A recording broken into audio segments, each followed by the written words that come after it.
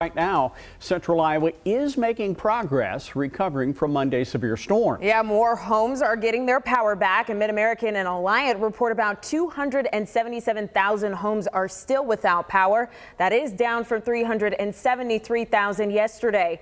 Internet service is also still down for many Central Iowans. Both Mediacom and CenturyLink say that's mainly due to the widespread power problems. But a warning tonight for anyone who just got their power restored. The city of Ames is warning its customers not to turn everything like air conditioners on at once. The sudden heavy load has been blowing fuses.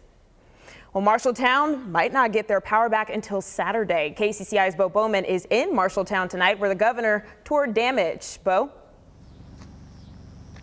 Rhea, the Marshalltown mayor told the governor today that almost the entire city is still without power with the exception of a small part of the city on the south side. Now, when I asked the governor when she expects the power to be turned back on for most Iowans, she didn't have an exact timeline, but she's hoping for sometime this weekend. Now, damage assessments are still being done here in Marshalltown. The governor didn't have any structural damage estimates yet, but her earlier reports say that about $10 million in crop damages to corn and soybeans all across the state.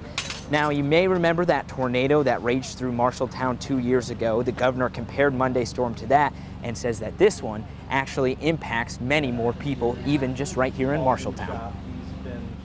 My heart just sank. I just can't imagine hearing, and we were talking about that in there, hearing the siren go off 2 years after the devastation that they experienced with the tornado. And the mayor can speak to this, but he said it's more widespread right now. I think just that the amount of damage across the entire city is horrific.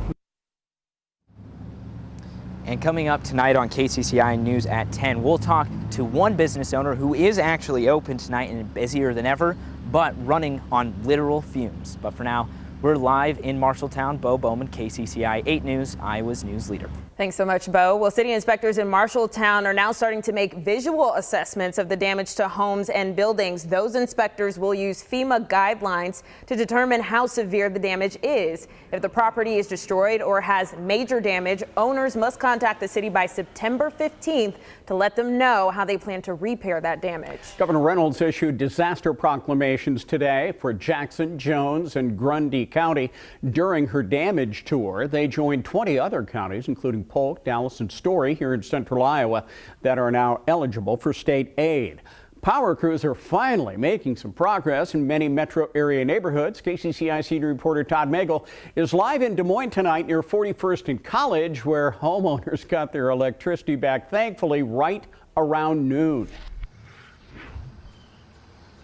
And Steve, some of them came out of their houses and they were actually rejoicing because of what happened. It's been a long few days. You can see behind me, we're on 41st Street here, where one of the trees that took down the power lines is still damaged. And you can see half the 41st Street is cut off by the debris from all the limbs in the road. After 3 days in the dark, almost 3 days, folks here say they will never take electricity for granted again.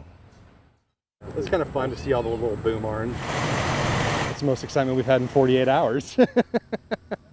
So yeah, no, it was kind of cool to watch, and just the coordination of all the different trucks. I think they had 4 or 5 boom arms up at one point. Aaron Witt and his neighbors can't watch TV, so they're watching this. Crews from Kansas spent the day on their block near 41st and College working to restore power. It looked like a tornado came through here.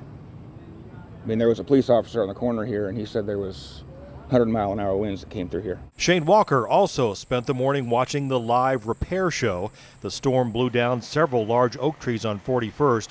They snapped a power pole and power lines. He's been without electricity since Monday morning. Well, yeah, it's been kind of urban camping, really. In fact, I went and got stuff to make a little fire pit out back, got a cooler full of ice, and it's impossible to find ice in this town. The crews installed a new power pole and reattached the power lines. It took about 4 hours, and then, like a little miracle, the power returned shortly after noon. The power came back on. I gave a big woohoo scream and got a thumbs up from your camera guy here, and it's great. And that camera guy, Glenn Bierman, is right here behind the camera. So we were celebrating with them. Mid-American Energy did say this afternoon they are prioritizing their repairs. Here's a list. First, Mid-American will be repairing power lines for critical community services like hospitals, shelters, water treatment plants. Then they'll go to circuits that serve the most amount of people, repair those. Finally on their list is when they get to individual service lines like individual houses in neighborhoods. So again, it could be a while. We're live on the north side of Des Moines. Todd Magel, KCCI 8 News, Iowa's news leader. Glenn and Todd and all the KCCI crews doing a great job out there. You heard that guy in Todd's story say that there's an ice shortage in town. Well, there is. The West Des Moines company is doing something to help. Burtec Dry Ice, which is located at 2460 Grand Avenue in West Des Moines, received 1,000 calls on Tuesday from people desperately trying to save their food. So they decided to open up to the public and offer dry ice for a retail sale at an affordable price of $1 per pound. Cars have been lined up outside ever since. We decided to open up to the public, which we don't do. This is not a retail store, and offer them a good price on ice, about half of where you can get it at any of the major retail stores, just to help our community. Way to go, Burtec Dry Ice. They say it takes about 40 pounds of ice to cool a typical refrigerator freezer.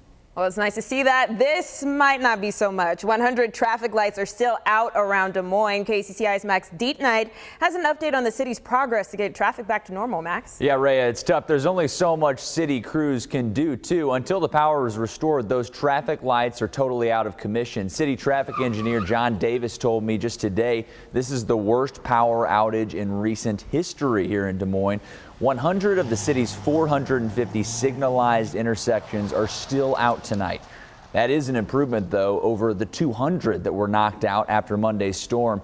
Davis used to work in Florida in the same role before moving here to Des Moines. He says this storm caused similar damages to what he saw down south during hurricane season. The storm event reminds me a lot of what we would see in Florida with tropical storm season and hurricane season, in that it encompassed a wide area, involved wind damage and power outages. And Davis says so many traffic lights went out, they ran out of their replacement traffic signs. He says if you do come up on an intersection that's dark, just make sure to treat it like a four-way stop. Steve. Thank you, Max. Yeah, be careful out there, folks. When you come up on an intersection, you know where there is supposed to be a light. Well, in some rural Iowa towns, a small one sits now neighbor helping neighbor. KCCI's Marcus McIntosh is live in Ames tonight with a very good example. Marcus. Steve, we are just north of downtown Ames in a neighborhood at 11th and Clark Avenue, where we're told that 80% of the city has power back, but not this area. This area is still dark and neighbors are still wondering when they're going to get lights back. You see there's still a lot of storm damage here. Now, we went north and east of here to Roland, Iowa, where we did not have to look too hard to find a case of neighbor helping neighbor. Alliant Energy crews are hard at work in efforts to get power back to the residents of Roland. Those workers are a welcome sight to many people living in town without power. Most residents are hopeful they will be able to turn on their lights again at some point Wednesday. In this small town, like others across the state, neighbors come together to help neighbors. Whether it is coming up with an offbeat but clever way to clear big heavy branches from yards, or your neighbor is Trevor Jackson, an electrical contractor who did what he could to help others. Well, I have a generator that I had stored in my utility trailer.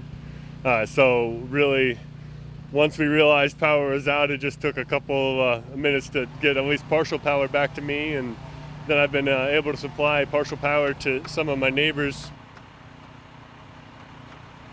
It is what he has to do. He was willing to do whatever he had to do to help his neighbors. He also says the good thing is there was no one hurt or injured as a result of the storm. He also says it's a shame they lost a lot of trees with a lot of character in his city, but he said they will pick up and they will move on and they will get things back to normal. Live in Ames, Marcus McIntosh, KCCI 8 News, Iowa's news leader.